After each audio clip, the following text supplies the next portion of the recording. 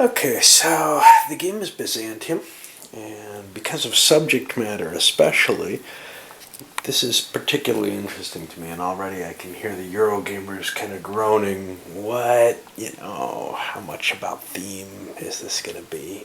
This is a Wallace game, we want to know what the mechanics are, etc. Okay, well, yeah, but if you haven't run across my videos before, I'm coming at these from a non-Euro player's perspective. I can't even tell you for sure what a Euro game is. But this one, because of the theme, because I looked at some of the mechanisms and said, that doesn't look too detached from the theme. Maybe there's something of interest there. I decided to give a shot to. Now, the first thing that I ran across, and I ran across this with a lot of his games, is Martin Wallace. The rules are kind of a pain in the butt. Starts out with this really nice introduction. Looks dense, reads well enough, feel like you get a really good idea of the play of the game. And I think you actually did. Then it kind of jumps into sort of this randomness, and it looks like it's laid out okay, but as you read through it, you kind of get to this, damn, I don't understand what's going on anymore. Because it's going into kind of something that I had as a problem with those guys up there, the Axis Empires ones, this procedural following very carefully, you do this, you do this, you do this, without really getting into too much of why you're trying to do these things at this particular time. But this has a lot less discipline than that did, and I have no guarantees that it's covered everything. Although I trust my chances of screwing up over the games. Let's try to go through the rules. Largely, this is actually more for my sake than anybody else's. By speaking them aloud to you, I'm going to get a better understanding of what the game is. Some people tend to like this. Hey, if they can use it too, that's great. But by kind of trying to explain the rules as I go, it helps me pick it up. This is a very first look at this game in terms of actually playing it, but as I go through it, well, maybe I'll learn some things I'm doing wrong. So the first thing is component-wise. You have these big stacks here, and these are tokens, officially. Terminology may be important on this. Each city has a number of these on them. Well, the purple ones are the Byzantine cities, and the more tokens in it, the more valuable the city is. There's a maximum of 3 in any of these. And over here are Arab cities, or are they actually, I don't know what they're actually described as, player-wise. Yeah, and then Persian cities are over here. And you're going to be looking at the concept behind this game is the capture and destruction of the Byzantine territories, perhaps leading to the capture of Constantinople itself, at which point the game would end. Otherwise, the game goes 3 complete turns with the players taking actions as they like, and then scoring points, from what I can tell, based on what they get in with the two empires. But you do have the option of destroying at least the Byzantines. I'm not sure if the Arabs can be destroyed, and if they're destroyed, only Arab victory points count, which is kind of an interesting mechanism in place, so that people have to kind of keep their eye on, oh man, can we keep the Byzantines alive, or do I want to make a stab and try to end this? Alright. So let's see what we have. Basic flow of the game is that each player is going to be, well, first of all, you start off with these boards filled with your little cubes, and your cubes sit in a number of different places. This is, I believe, your casualty pool, and these are cubes that aren't really easily available. You have them accessible, but you have to pay to use them. These are your two armies, okay? And they're divided into elite forces, main army forces, levy, which is something a little weird. That's going to be your defensive forces for your cities, and then movement points, which you get to spend from here in order to fight. The cubes that are in these different spaces for the armies can be taken as casualties for the main army from any of the three, I believe, which is kind of weird. You can take movement hits as casualties, and then the levy is going to be what defends your particular cities. At the beginning of the game, nobody has any Arab levies. Nobody owns an Arab city, but nobody owns a Byzantine city either. You also start off with treasuries and a pile. These are Byzants, $5 each for the Byzantines and for the Muslim treasury.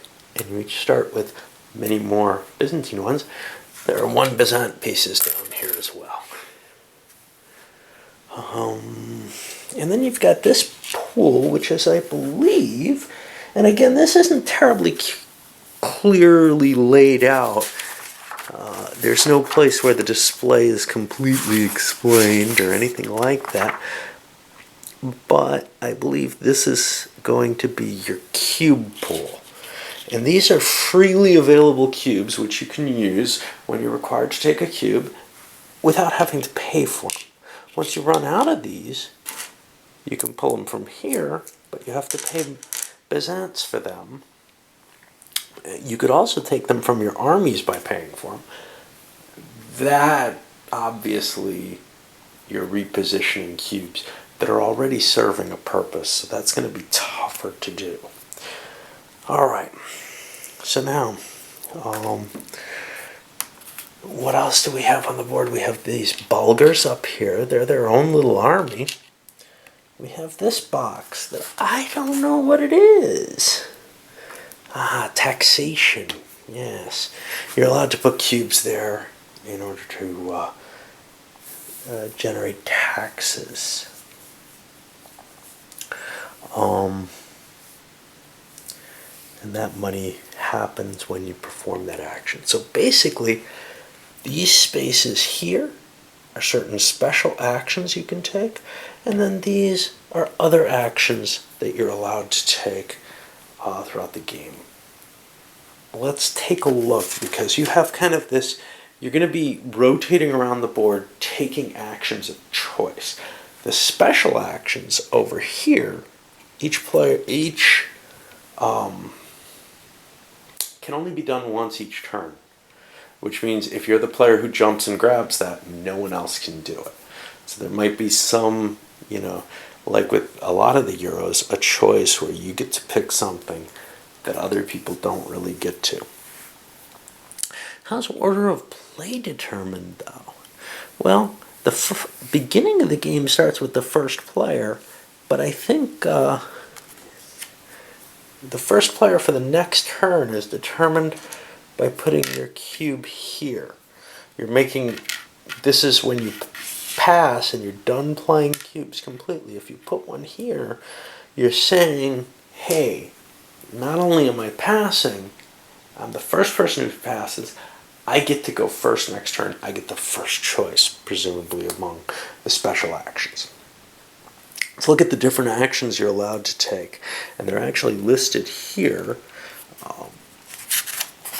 The first one is taking control of a city, in which case you take one of your cubes and put it on top of an uncontrolled stack of either Byzantine or Arab tokens on a city. You'll score victory points, and you have 2 victory point tracks for the 2 different sides, the Byzantines over there, the Arabs over there. You'll score points equal to the number of discs that are there, or tokens. Now, there's a little bit of weirdness about the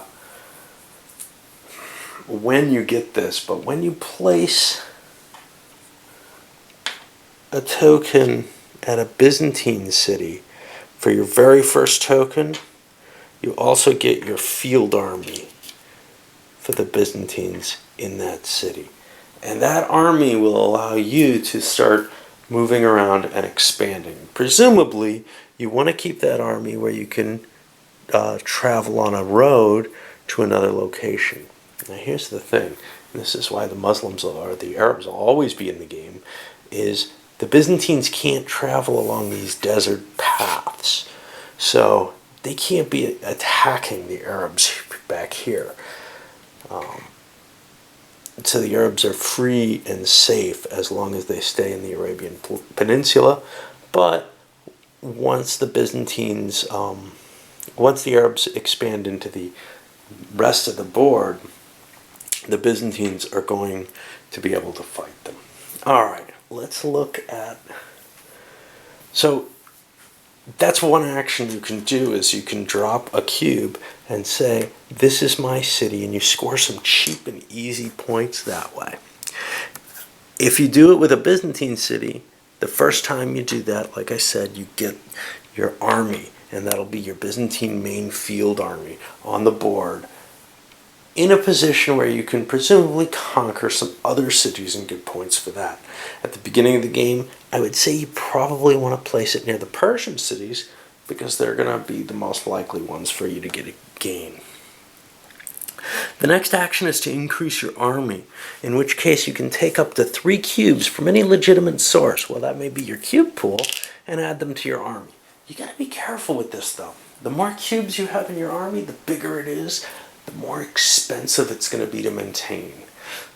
So it looks like there's going to be some sort of balance between having a big, powerful army and being able to afford that army in terms of your taxation. You want to make sure you have the cities, etc., to back up the army economically.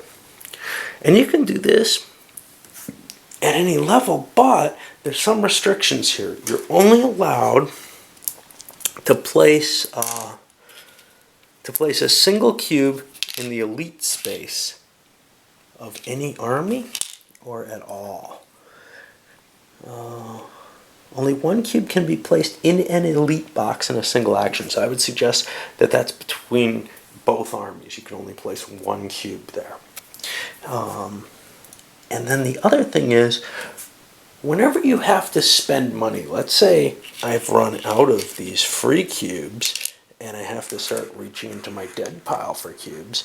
Well, if I have to spend, and I believe it's 3 Byzants to regenerate a cube, yeah, 3 Byzants for any cube. Anytime I want to do that, it's got to come from the proper treasury. So in this case, if I was building an Arab unit and adding to that, I would have to spend 3 from the Arab treasury. But if I was adding Byzantine, I would spend it from the Byzantine treasury. Of course, if I've got these free cubes, I don't have to spend money, but there might be reasons that I want to spend money for some particular side or another. In some cases, it's kind of balanced. I can do it for neither side in particular, and in that case either side can pay if need be. Okay, we'll touch the special actions in a moment, but let's jump to the other big actions and then look at these, because most of these are, well, they're special, right? I don't know. Let's look at tax, because that again you can do at any time. Well, you're only allowed to do this once per turn though. And when you do it, however many cubes you want to dump in to the tax box, you can, and then you get 2 Byzants into your treasuries, and you get to allocate that as you like for each cube that you threw in there. It doesn't look like a big, desirable thing to do, but if you need cash in the middle of the turn, I think this is definitely something you'd want now and then. I doubt you want to throw a lot of cubes in there though, but we'll see. What happens to the cubes when they come out of there?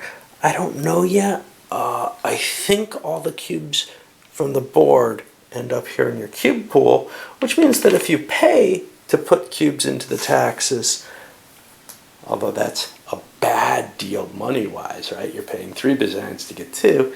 You'll be getting the cubes back and alive, which might be, there might be a reason you want to do that. You might find that that extra pay, that buying those extra cubes is just worth it, even if they only go in here.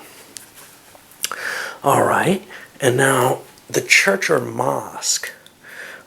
You can place a single cube in the church or mosque, and then you score 2 victory points. Now this costs you 6 Byzants in top of anything you might have to pay for the cube.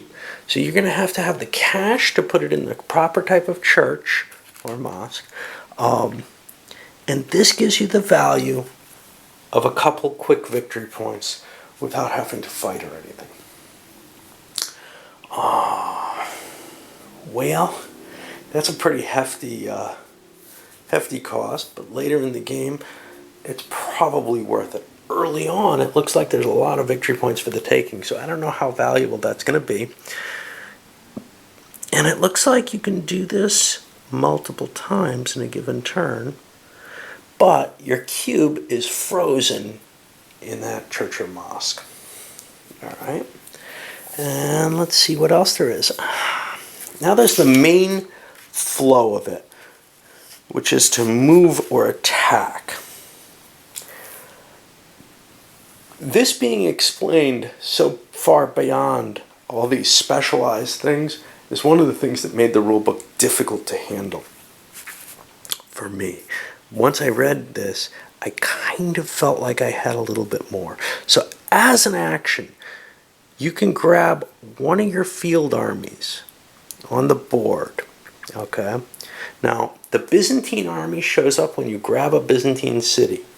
Although this rule kind of doesn't say that. It says it must be placed in the first city that he takes control of. It's not. It's the first Byzantine city he takes control of. As the move or attack action, I believe, but the rules aren't very good about this, you may start off by placing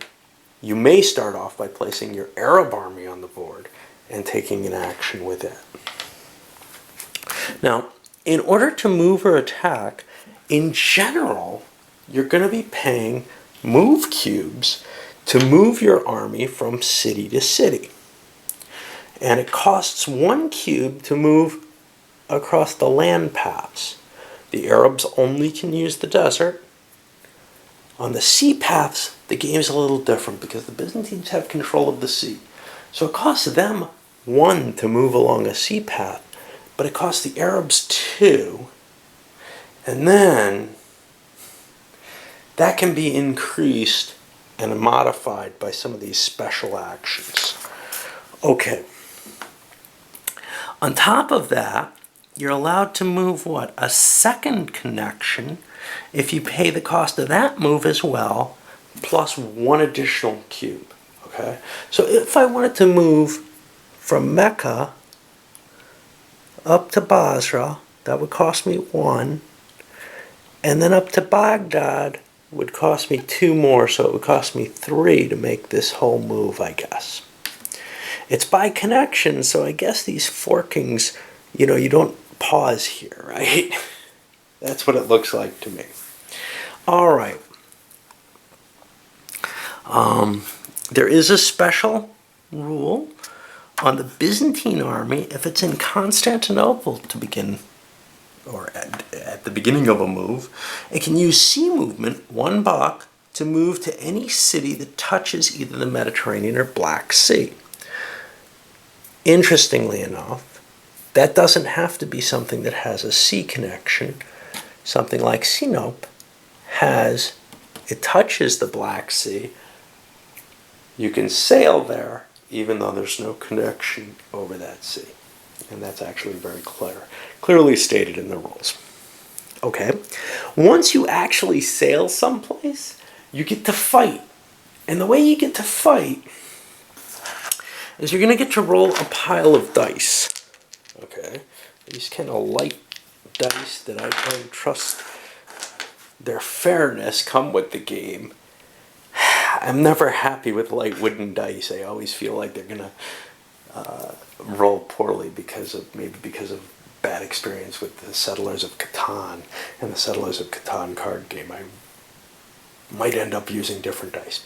But what you do is you have kind of a roll-off against the enemy army. And I'm not going to go into the full combat rules here, but you get 1 die per main army type unit, up to a total of 3. And I think the levy works the same way if the city's defending using that. But then you get 1 additional die per elite army unit. So you've got a limit of 3 dice that you can get cheaply with regular units, and then you can start adding elite units at 1 each. Okay. And your goal there is going to be to roll 4s. Now there's a retreat before combat where the enemy, if they have their field army in place, can kind of withdraw from the battle. If they've got a safe place owned by their same kingdom, Byzantines or Arabs, to withdraw to, they can do that for free. But if they have to withdraw through unfriendly territory, they take hits as attrition on the way out, on the way back. Now, let's see.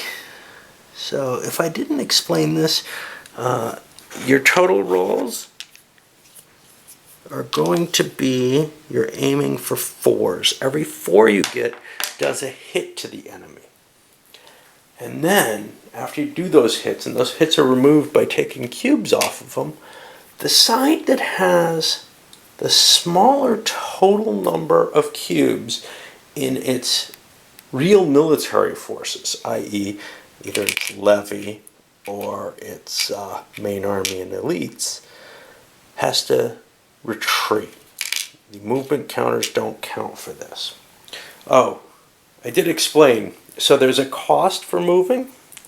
That cost is taken in movement cubes out of your movement counters. So it costs your army those cubes, just like losing strength points in battle, essentially. And you can take cubes as strength points in battle. It costs your army those cubes to move. I'm pretty sure I didn't get that point across. Again, I am just learning this. Okay, so if you win, right, so the person who has the most surviving strength left wins the battle. The other person must retreat.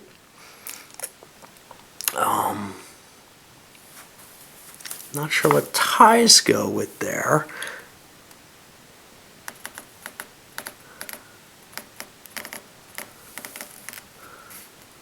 Ties, the defender wins. Fair enough. Okay.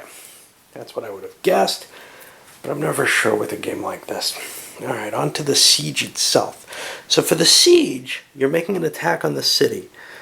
And in this case, the defender gets a number of dice equal to the number of tokens in the city. That's pretty much 3, plus a possible extra 1 if there's a fortification in place. And in their case, they roll, and let's see what happens. Again, they're aiming at 4s or more. For every 4 or more, they kill a unit, a cube from the army. And if after that the number of cubes in the elite and main army boxes, the actual fighting strength points, is greater than the total tokens in the city, the attacker wins. So the attacker just takes some losses, and then if he still has enough strength, he has taken the city. If the attacker loses, he has to retreat. Constantinople is a special case. It's got a strength of 5 dice, right? Plus, each of its hits does 2 cubes rather than just 1. It's possible that an army can be completely destroyed. Let's see what happens if you win, though, first. If you win you win the city, the fortification, if there was any, is removed.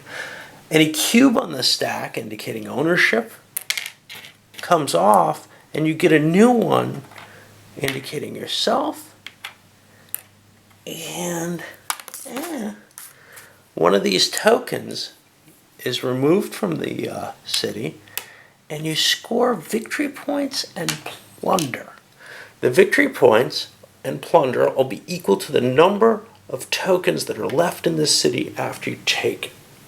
In the event that you take the last token from a city, and this is a bad choice because it couldn't be taken, but in the event that you do, it could in a civil war. In the event that you do take the last token from the city, you score 0 in terms of victory points or plunder, but when you get the city and get control of it, there's a token back there again. So you'll always be getting either 1 or 2 victory point in plunder, and the plunder is going to be in cash in the treasury of the army that took it. Fighting the Persians works just like siege combat, with the exception that there aren't any tokens to begin with, but there's notional ones. So there's 3 tokens here that are neither Arab nor Byzantine, and when you capture it, you'll capture it and have 2 left at the end. Okay, if your army loses all of the units from its elite main army and movement boxes, it's been destroyed. It ceases to exist. It's removed from the map, and you can put it back on the map the same way the Arab army enters play, if it has at least a cube on it. So you have to do a build army action to make sure you have some cubes again, and then as your move action or whatever, you can put it back on the board, and it comes back just as the Arab army would, which means the Byzantines would show up in a Byzantine territory. Not the first one you get, you've already got them. Alright, I've got to split this up. I'll be back with the special effects. Well then, let's look at those special actions, not special events, but special actions that you can take. We haven't talked about the pass either, which isn't exactly an action. Probably should. If I can find it. Here it is. Passing. Yeah, it is an action. Okay, so we'll do that first. If you choose to pass, you take one of your cubes from your casualty pool, all the way down here, the freebie box, and you dump it in here, and that just indicates I'm done. This doesn't cost you anything. If you don't have any in your casualty pool, you can take it from an army or the cube pool, but that's a loss, right? So you want to make sure you keep a dead guy available for this. If you're the first person who puts it, you get to put it here, and that says you'll be the first player on the next turn. Remember, there's only 3 turns. Alright, let's look at those special actions then. So, there are a lot indicated by these different visuals on them. And I guess we can start with the first ones. The civil wars, which are specific to a specific nationality or country. The Byzantines have 1, the Arabs have 2, and they allow you to make a move and an attack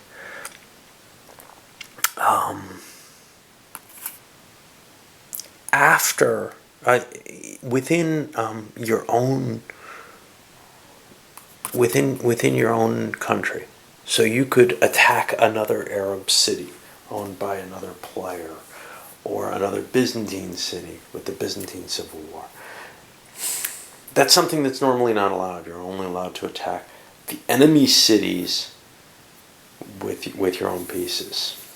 And I don't think you're allowed to attack your own cities of the enemies. I haven't looked at that carefully, but I seem to remember there's a prohibition against that. So yellow, for example, well, yeah, let's do that. Let's say there's a yellow Arab army here. It couldn't move to here and attack a yellow territory, even though it's Byzantine held. Which kind of disturbs me, but obviously you couldn't attack your own territories in a civil war either. Why you'd want to, kind of mixed feelings there. Okay, because you get victory points for sacking your cities, right? But you can't do it, I don't believe. Okay, so the next one on is improve city. And that appears to be these 3 and these 2. Again, more options for the Arabs. Improving a city lets you grab another disc of that city's color and put it there, You max out at 3. And remember, that increases the amount of... You must add 1 city token.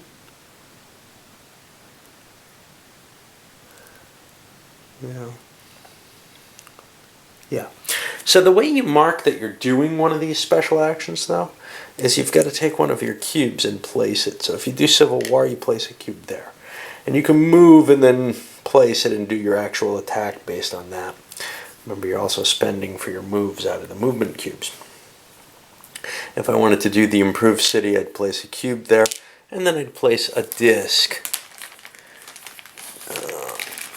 Looks like I did an Arab city, so let's improve an Arab city. And it doesn't have to be your own city. The only limitation here is it can only go up to level 3. That's just the limitation of how high those city stacks can be. Alright. The Bulgars, that's these guys. If you put a cube there, you can make an attack with the Bulgar forces, or you can increase their strength. You start by putting 2 more cubes from the orange pile here into the Bulgar section. And then you have 2 choices. One is you could put another 2 in and just make them big.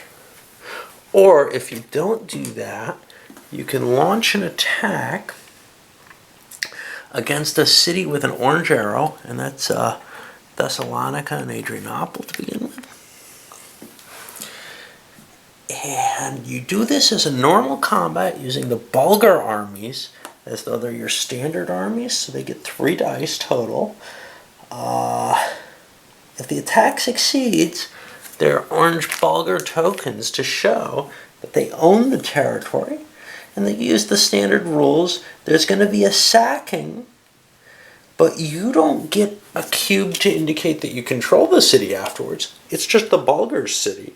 However, and you don't get any Byzants for sacking it, but you do get victory points for the opposite army. So for example, if this is a Byzantine-held territory and you take it with the Bulgars,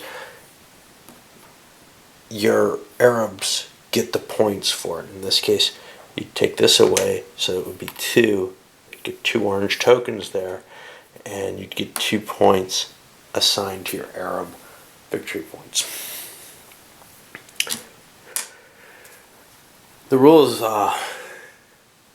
in kind of the advice suggest not doing this to Adrianople, because the Bulgars could then take Constantinople.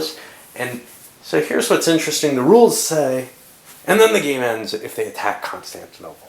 Well, no. I think it means the game ends if they defeat Constantinople and actually conquer it. There's a little bit of sloppiness along those lines in the rulebook. And I find that not so disturbing. I find kind of the disorganization a little bit more annoying. But it is, once you start fiddling with the pieces, I think you do get a feel from it, and that initial starting bit about the rules, you need to read that. What you can't do is put this aside and kind of, do what I do when I like to look at my rules. Read this, I got an idea. Put it aside. Then try reading this the next day. It just doesn't mesh. It's like you don't have that framework anymore. So you do have to kind of read them all in one sitting, which is something I don't tend to really do very often. So it did take me a couple of cracks at this to get an idea of the integrated rules. Like, I was always better off when I first started them than when I got about halfway through. Okay, let's look at some of the others. We have the Emperor and the Caliph, and these work the same. When you put your token in here, in one of these, you get this, and it's added as an elite token in your army. It's kind of special. You can't take it as a loss except as the last thing you lose from that army. You also get, 2 victory points? You score 2 victory points for that country. So, if you become the emperor of the Byzantines, you get 2 Byzantine victory points. You're more invested in their staying in the game then. And the Caliph works the same way. This cube lasts until the end of the turn that you've added to your elite army, unless it's wiped out before then.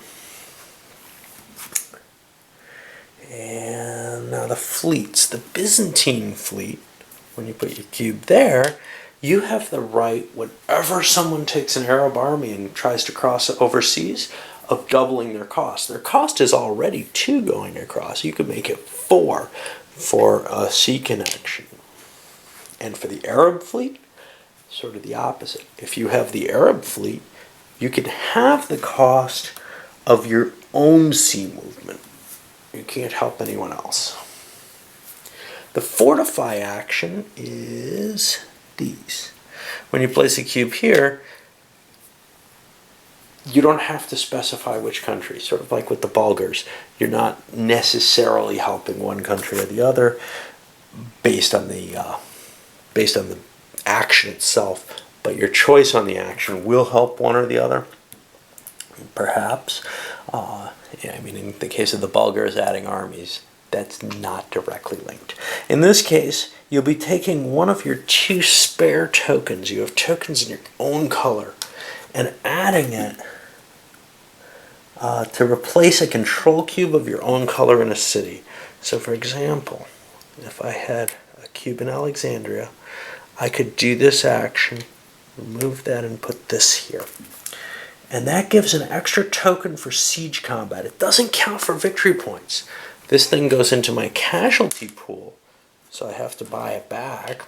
I'll put it back there for now. And the big advantage here is I get, say, 4 dice on defense against the siege instead of just 3, 1 more than I would otherwise. It doesn't count for taxation or anything else the tokens would normally count for. Alright, we've gotten through a lot of it, but we're still not done. There's still a little bit left.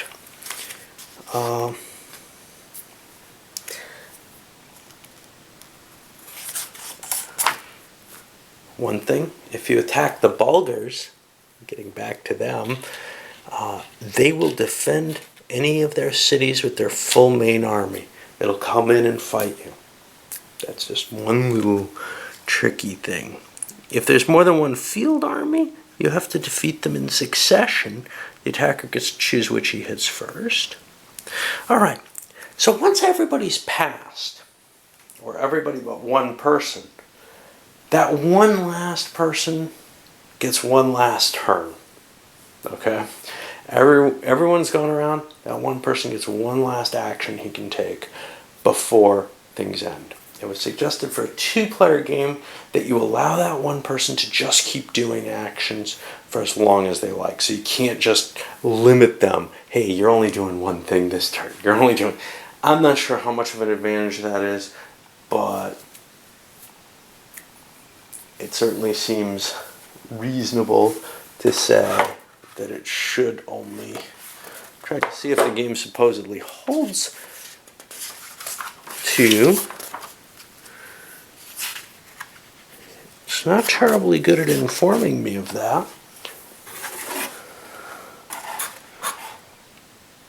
It's not suited for children under 3.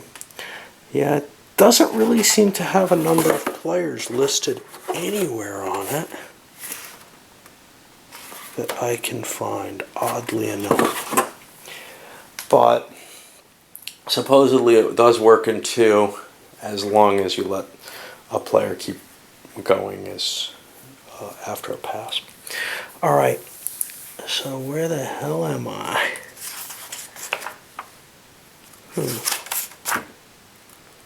Yeah. Alright, so after those passes, and after everybody's done, we go into kind of an interphase between the turns. And what we do there is we're going to count income and maintenance. And you collect income, 2 Byzants for each token that you have in a city you control. So this would be worth 6 Byzants to the Byzantines for this player. And they would just get that in their treasury. But then each cube on their army display is going to cost this amount. So each elite costs 3, each regular costs 1, each levy costs 2, and each movement point costs 1. And you've got to pay that. If you can't afford that, it's not good, because your cube leaves the game permanently. It doesn't just go in your casualty pool, and you end up losing a victory point. And is that per cube? Sure looks like it. And that's going to be painful. So from whatever color you're falling behind in points, you lose victory points for each cube that you can't sustain. You want to make sure you've got the cash for your army. All right. And then we move forward to the next turn, and we start the process again. First player being the guy who passed first. That's about it. Who wins? Okay, well, there's 2 ways the game can end. The basic way is we finish all 3 turns. At that point, you get 1 additional victory point for each city token you control on the board. And then, if your scores are close enough to each other, if your lower score is at least half as big as your higher score, then you get to add them together and make a final total. On the other hand, if you far outstretched the score on one side with the other, if you're doing much, much better with the Arabs, say, than the Byzantines, you only get, i.e., you've got more than twice as much, you only get the score of the higher total. So you kind of want to balance things and keep them the same, except for one little thing. That one little thing is, and that doesn't seem to be covered here, but if Constantinople falls to either the Arabs or to the Bulgars, and you can't attack it in a civil war, Byzantine versus Byzantine, if Constantinople falls, the game immediately ends, and the person with the most Arab victory points wins, period. So, if you're aiming for an Arab victory, you might be trying to get to Constantinople to end things. And if you can make it to Constantinople to end things, you can end the game very quickly, even if you're kind of in a losing position. It's worth 5 victory points to take, so it's kind of can be a big swing in your total Arab victory points, especially early in the game, I would guess. Not that you can really reach it early in the game. I think that's it, and I've spent more time on this than I thought I would, because it's really not that complex a game, but the rules were kind of a pain, and there are a lot of little pieces to them. So as usual, I'm going to move to a playthrough, and then I'll come back with a review after all that's done. Anyway, let's get started.